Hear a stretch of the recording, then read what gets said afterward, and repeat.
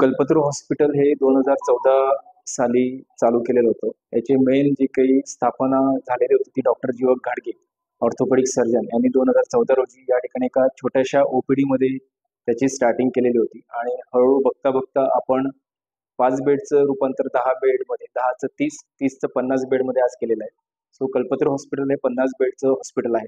पहिले आपल्या इथे फक्त सिंगल स्पेशालिटी ऑर्थो ॲक्सिडेंटच्या केसेस या ठिकाणी केल्या जात होत्या. पण हळूहळू या एरियातील आणि कल्याण शहरातील आणि आजूबाजूच्या गावातील लोकांची गरज बघता या ठिकाणी मल्टी स्पेशालिटीची एक गरज होती. म्हणून आम्ही आज मल्टी स्पेशालिटी हॉस्पिटल या ठिकाणी त्याचं रूपांतर केलेलं आहे. या कल्पतरू हॉस्पिटलमध्ये आपण या क्षणी प्रायव्हेट 30 हेल्थ केअर इन्शुरन्स आपले ते एम्पॅनल्ड आहेत.